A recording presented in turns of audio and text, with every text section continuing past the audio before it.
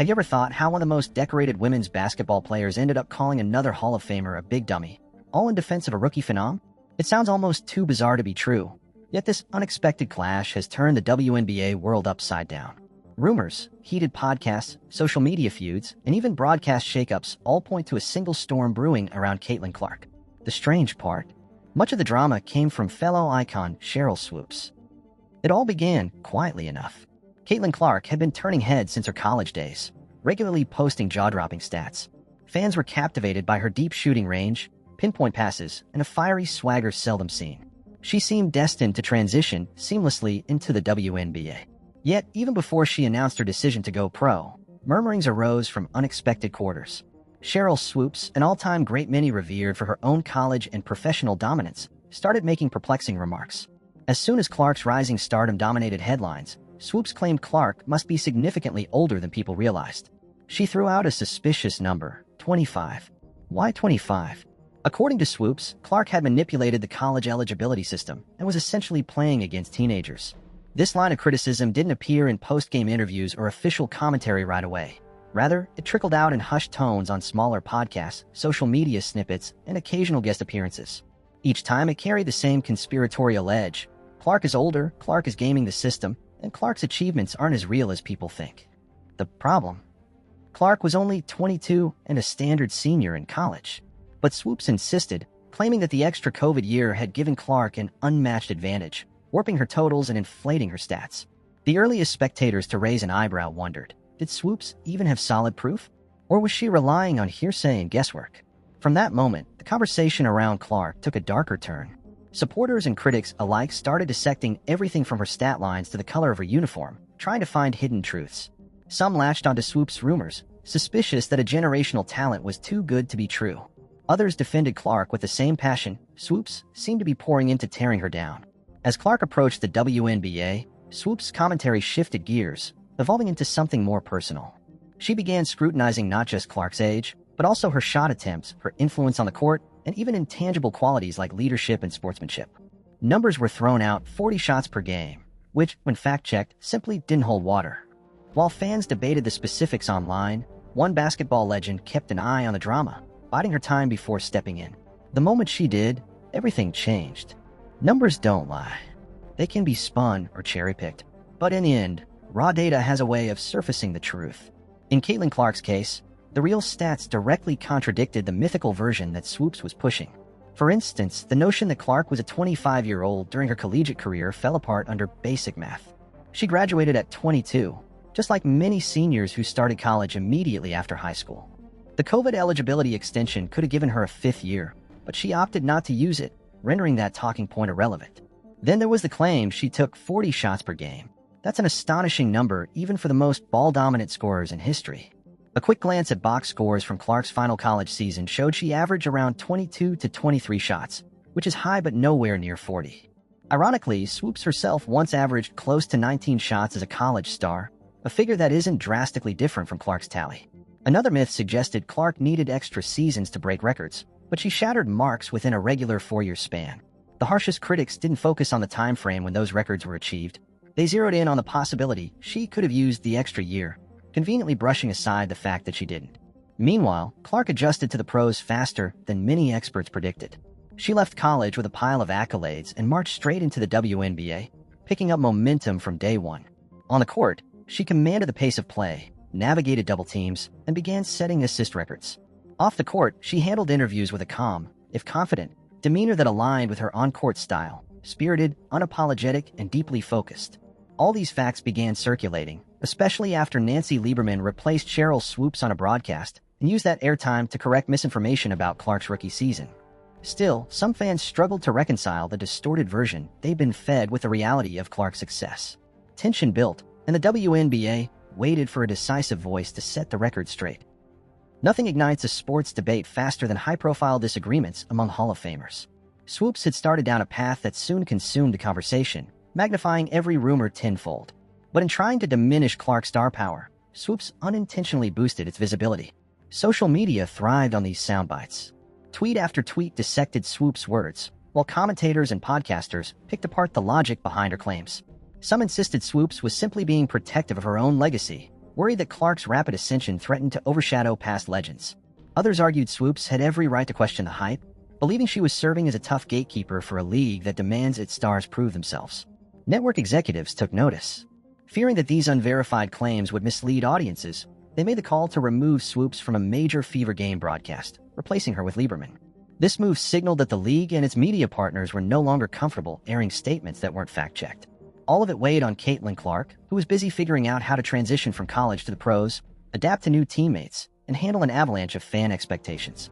Whenever reporters pressed her about the allegations, she mostly shrugged them off, insisting she was focused on her game. But behind the scenes, insiders whispered that this constant scrutiny was exhausting and at times bewildering for the rookie. Fans waited for a powerful figure to address the swirling accusations. Nancy Lieberman had made her stance clear, but many still yearned for a voice of equal or greater stature to counter Swoops' claims.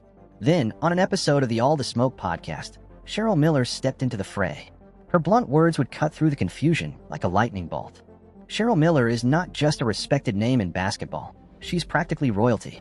She amassed accolades that continue to astonish: multiple Naismith Player of the Year awards, 2 NCAA national championships, an Olympic gold medal, and a well-deserved place in the Basketball Hall of Fame.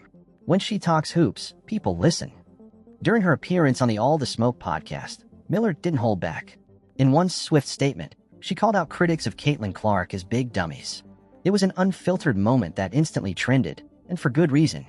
The directness of her comment caught everyone off guard: fans, critics, other podcast guests, and presumably Swoops herself.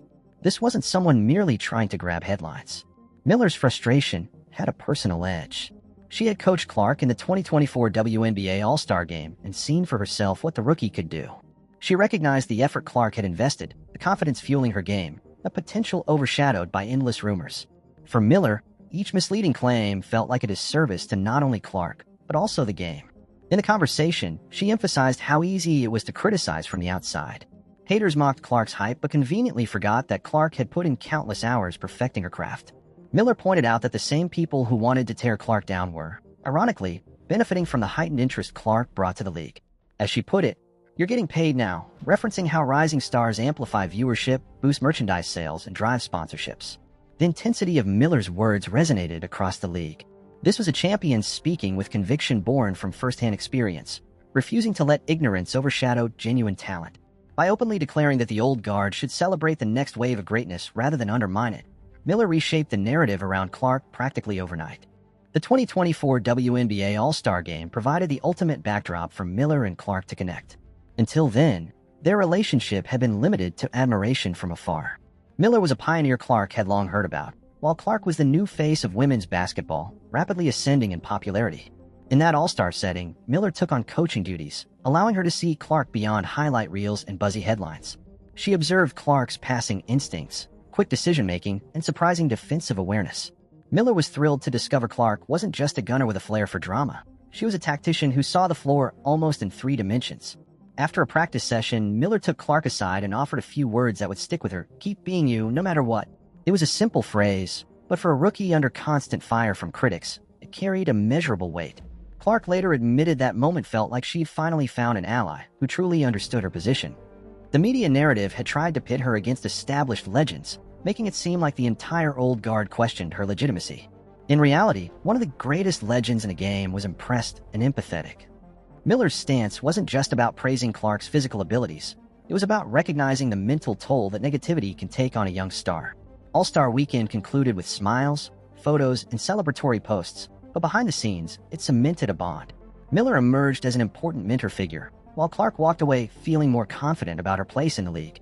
That quiet, personal connection would eventually translate into broader changes for the Indiana Fever's outlook, igniting hopes for a future championship run. Amid all the drama, the Indiana Fever were dealing with their own challenges, trying to rebuild a franchise that craved fresh energy and consistent wins. Drafting Caitlyn Clark was both a bold statement and a reason for cautious optimism. Some critics doubted her ability to dominate immediately, but she quickly made an impact, leading the league in assists and netting close to 20 points per game. Sheryl Miller didn't hold back her assessment of the Fever's potential. She described the team as fearless, players who believed they could beat any opponent if they executed their game plan. Such confidence doesn't blossom overnight. It comes from a blend of new talent, supportive coaching, and a sense that the squad is done with moral victories. They wanted real wins, and they started racking them up. As soon as Miller vocalized her belief in the fever, fans took notice. Attendance rose, interest spiked, and the team seemed rejuvenated. Clark led the way with her dynamic passes, clutch shooting, and on-court leadership, but she wasn't the only one stepping up. Her teammates matched her intensity, feeding off the swirling energy of a rookie phenomenon determined to put Indiana back on the map. What's particularly compelling is the relationship forming behind the scenes. After that first All-Star game connection, Clark and Miller stayed in touch. Miller provided insight not just on physical training, but on navigating emotional and mental stress. She's been in Clark's shoes, targeted by skeptics who thought she was overhyped. Miller confessed she empathizes with Clark's spotlight, recalling her own experiences where people doubted her motives, her personality, or her loyalty. While their backgrounds and playing eras differ, they share the bond of being recognized as transcendent talents who found themselves at the center of intense public attention. Clark, for her part, seems eager to learn. She's soaking up Miller's advice on reading defenses more effectively, setting her teammates up for success, and maintaining focus even when haters resurface. Their text messages are rumored to include detailed breakdowns of specific plays, how to exploit certain matchups, and which mental exercises help remain calm under the big lights. It's easy to imagine this synergy sparking an even greater leap for Clark in the upcoming season. If the Fever's rebuild continues, with Miller offering strategic pointers at the edges, fans could witness something extraordinary, a once-dormant franchise revitalized around a young superstar, backed by the wisdom of a Hall of Famer. The ripple effect extends beyond Indiana. Media coverage increasingly depicts Clark as someone who overcame dogged criticism with grace, forging alliances with icons instead of engaging in pointless feuds. That storyline resonates with younger fans drawn to narratives of overcoming challenges and forging unity. And as the spotlight intensifies, the entire league benefits from the heightened attention. When the dust settles on all the claims, stats, and fiery podcast rants, one fact stands out: Caitlyn Clark isn't going anywhere. The rookie hype, the record-breaking moments, the controversies, they've all served to fuel her ambition rather than slow her down. Yes, Sheryl Swoopes attempted to undermine Clark's legacy before it even began, but Cheryl Miller stepped in and reminded everyone that raw talent and dedication trump rumors every time. Until then, you're invited to keep watching, keep questioning, and keep celebrating the unstoppable evolution of women's basketball. Sometimes the boldest statements come from unexpected places, and sometimes a single moment of support is all it takes to shift a narrative forever.